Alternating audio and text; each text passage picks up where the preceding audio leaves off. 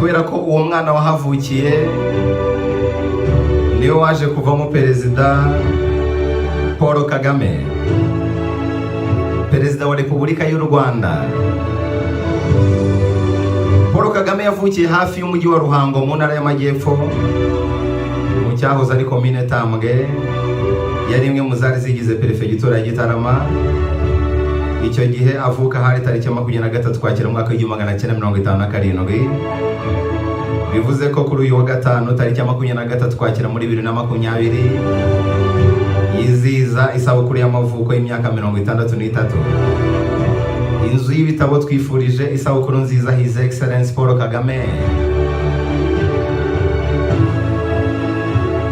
Nyuma y'ihirikwa ry'ingoma ya cyami, Perezida Paul Kagame ni perezida wa gatandatu mu bayoboye u Rwanda.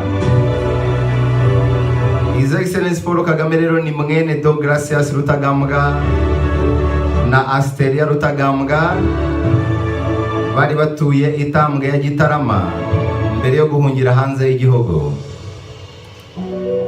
Se wa Paul Kagame ari we Deogratias Rutagambwa akomoka mu muryango umwe n'umwami Mutara wa gatatu, ariko ntiyahisemo kubaho ubuzima bushamikiye cyane ku ngoma ya cyami, ahubwo yahisemo kubaho ubuzima bwe busanzwe.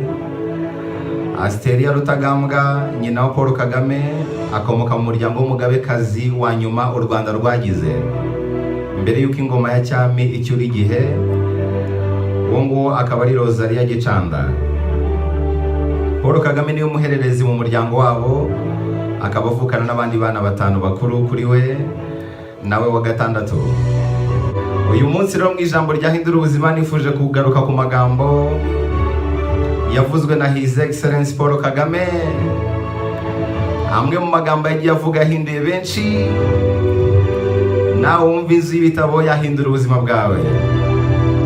Tunabonera ko mwifuriza isabukuru nziza y'amavuko.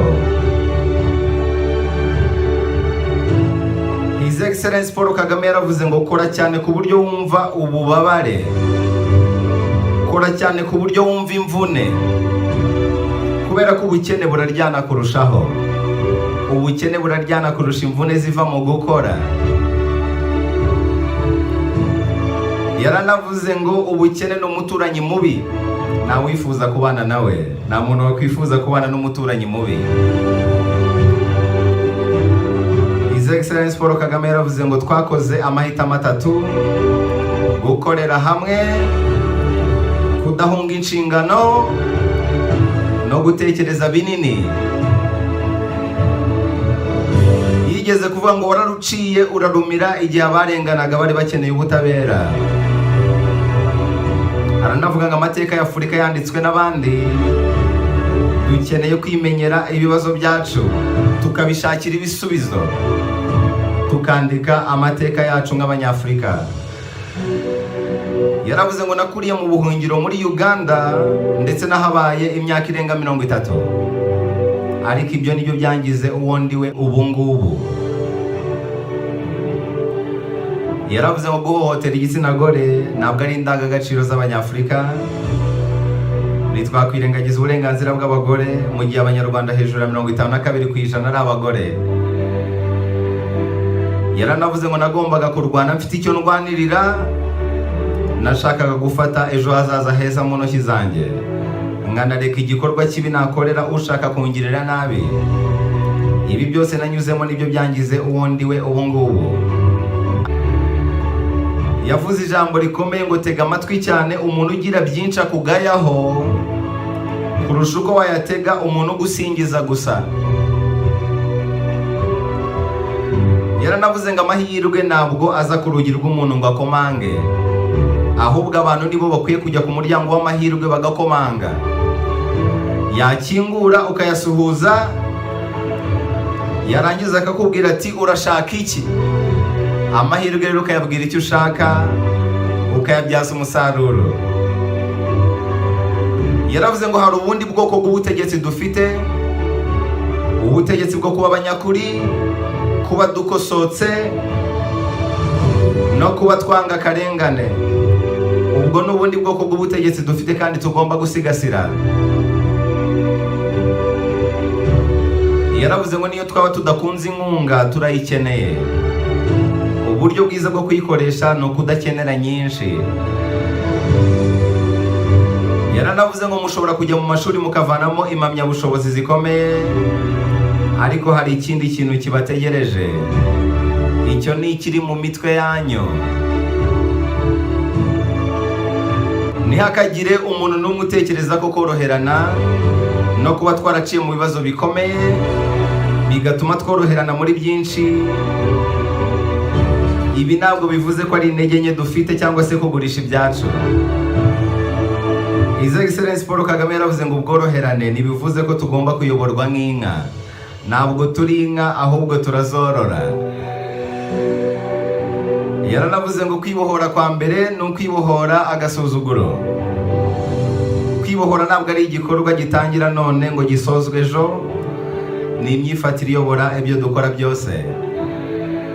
His Excellency Paul Kagame yaravuze ngo ntidushobora gusubiza isaha inyuma ndetse ngo tuvaneho ingaruka zagaragaye, ariko dufite imbaraga zo gutegura ahazaza heza, tukemeza ko ibyabaye bitazongera kubaho ukundi. Yaranavuze ngo icyo dushinzwe nk'abayobozi ni ukubaka ahazaza heza ku banyarwanda bose. Ni uburenganzira bw'abaturage n'inshingano zabo kubyishyuza ababayobora. Yaravuze ngo uwo waba uri we wese, icyo waba utekereza kuri cyo cyose, menya ko nta mwenda igihugu kigufitiye. Yaravuze ngo tugomba kwiyakira mu makosa n'intege nke byacu kugira ngo tubishakire ibisubizo. Yaravuze ngo nta muntu ushobora kuguha agaciro, agaciro ni uko ukiha. Aranavuga ngo uko twemera uruhare tugira mu bibazo tunyuramo, niko turushaho kubishakira umuti. Yaravuze ngo icyo nashobora kwemera ni ukuvangirwa. Aravuga ngo hari inzira imwe yo kujya mbere, ntugakandagirwe, ntukemere gusuzugurwa, ikindi unoze umurimo. Yaravuze ngo nta kibazo kitabonerwa umuti, ukeneye gusa gutinyuka no kwigirira icyizere no kwiyumvamo ubushobozi. Yaravuze ngo niturwanya ruswa ngo tunezeze rubanda, tuyirwanya kuko tuzi ko umutungo w'igihugu ugomba gusangirwa n'abanyarwanda bose. Aranavuga ngo jenoside n'urugomo nibyo twamenyerwagaho, ariko ubu ngubu ku isi yose tuzwiho umurimo unoze no kwishakamo ibisubizo. Aravuga ngo ibyo abanyarwanda bagezeho babishobojwe no kudacika intege kwabo. Abandi bashobora kutwunganira, ariko nta n'umwe uzikorera umuzigo wacu. His Excellency Paul Kagame yaravuze ngo u Rwanda ni igihugu gito, ariko rwaboneye umuti ibibazo by'ingutu. Ntabwo turi insina ngufi. Nk'abayobozi ntitugomba kwibwira ko dukwiriye kubona ibihebuje ngo abanyarwanda bahabwe ibisagutse. Abanyarwanda bakwiye kubona ibyiza bisumbye ibindi. Yaravuze ngo gukorera mu biro bifite amashanyarazi, ngewe utayangezaho, ubwo waba ukoramo iki? Yaranavuze ngo ubuyobozi si ugusimburana, ahubwo n'icyo usiga inyuma. Aranavuga ngo niba abayobozi ba Afurika bategereza gutumirwa i Burayi kuhaganirira ibibazo bya Afurika, ni iyihe sura ibingibi bitwambika?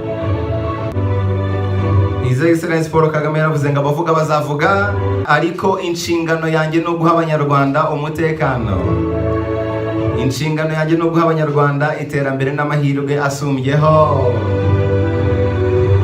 Hanyuma mu magambo yose His Excellency Paul Kagame yavuze, nasoreza kuri iri ngiri: niba udashaka kuvugwa nabi ntukagire ikintu ukora, niba udashaka kuvugwa nabi ntukagire ikintu uvuga, niba udashaka kuvugwa nabi ntuzagire icyo uba cyo.